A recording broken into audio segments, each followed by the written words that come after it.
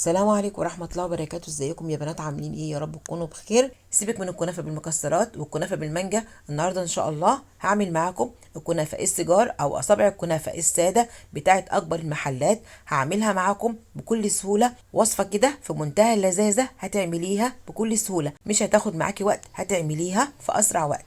شايفة جمالها وحلاوتها؟ يلا بينا نشوف عملت الحلاوة دي ازاي.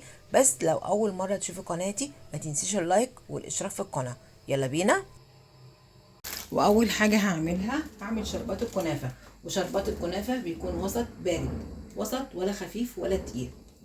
احط كوبايتين من السكر، بسم الله الرحمن الرحيم. الكوباية التانية، وهحط كوباية ونص من المية، بسم الله الرحمن الرحيم. نفس الكوباية اللي عايرت بيها السكر بتعاير بيها المية. وهاخد الشربات وهرفعه على النار، واول ما الشربات بيغلي بضيف له عصير نص ليمونايه، وبسيب الشربات على نار هاديه يغلي لمده 5 دقايق.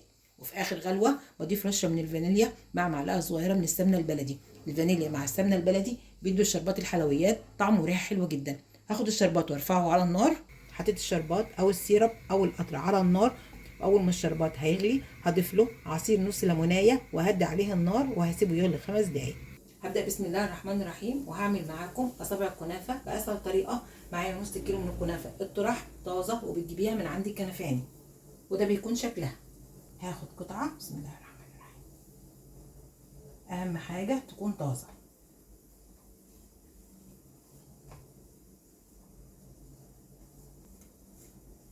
وبحاول أفكها من بعضها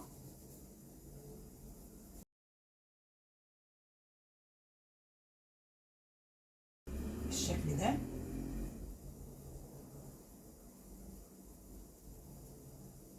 عشان تكون معاكي خفيفة. أخدت قطعة من الكنافة على قد الصينية اللي هسوي فيها الكنافة. هقص الزيادة. هبدأ ألفها، إيد هتمسك وإيد هتلف، بسم الله الرحمن الرحيم.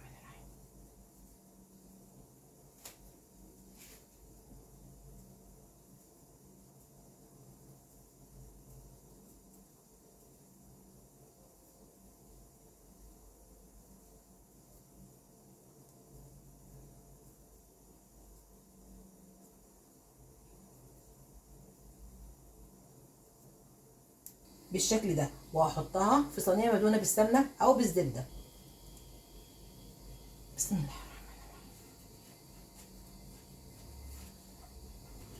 ولو في زياده بقصها بالمقص بالشكل ده. الزبده او السمنه بتخلي اصابع الكنافه ما تتحركش من مكانها. هعمل واحده تانية. هاخد قطعه من الكنافه، بسم الله الرحمن الرحيم، على قد الصينيه عشان ما اهدرش كتير، وبفكها من بعضها.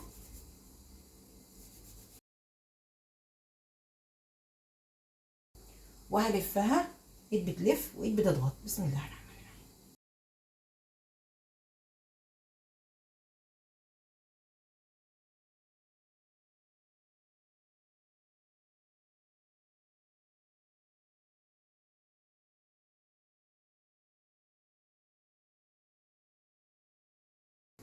بتضغطي عليها في اللف عشان ما تفكش منك وهي بتستوى بالشكل ده. احطها في الصينيه اللي مدهونه بالزبده.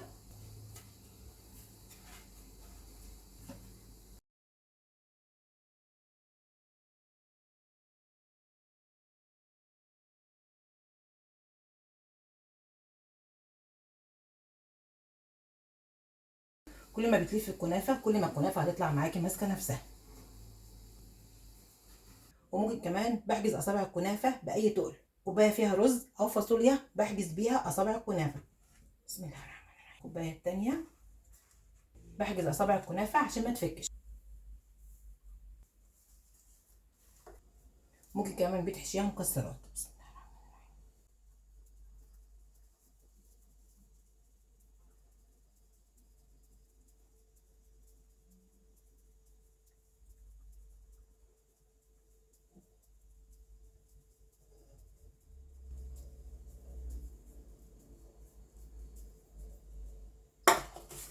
بسم الله الرحمن الرحيم.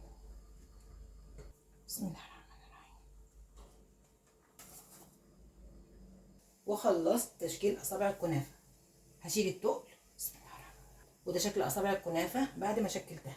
هحط على اصابع الكنافه كوبايه من السمنه المذابه. بسم الله الرحمن الرحيم. بوزع السمنه على اصابع الكنافه.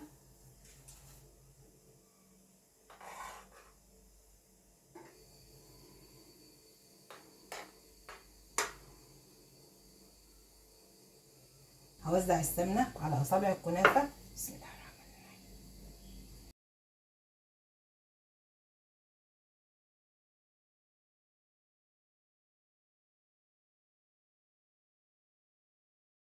ولو في سمنه زياده بعد ما بتستوي بصفيها. اهم حاجه اصابع الكنافه كلها تتشرب بالسمنه. وهدخلها فرن ساخن على درجه حراره 180 في الرف اللي في النص لغايه لما تستوي وتاخد اللون الذهبي. هدخل اصابع الكنافه الفرن، ولما تستوي وتاخد اللون الذهبي ارجع اوريكم شكلها النهائي. بسم الله ما شاء الله، لونها حلو جدا. هصفي السمنه الزياده. بسم الله.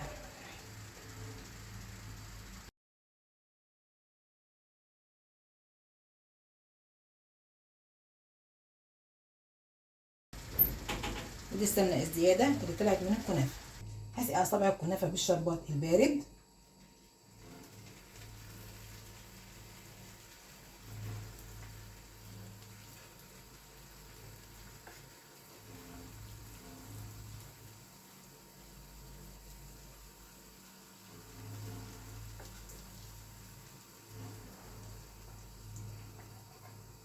نخلي اصابع الكنافه كلها تشرب من الشربات. هوزع الشربات.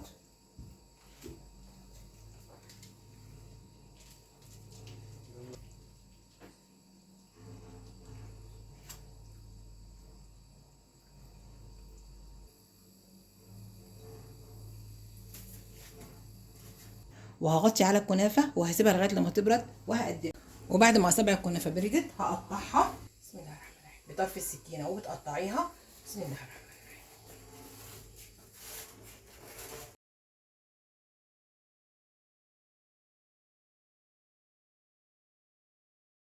بسم الله الرحمن الرحيم.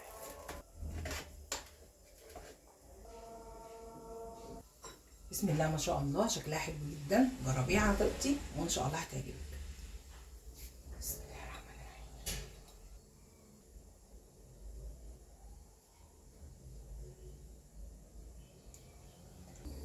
شوفي شكلها حلو ازاي، وتسويتها كلها واحد، وكريسبي من بره وطريه من جوه. جربيها على طريقتي وان شاء الله هتعجبك.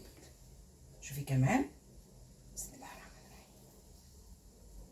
مقرمشه من بره وطريه من جوه. طريه من جوه ازاي؟ جربيها على طريقتي وان شاء الله هتعجبك.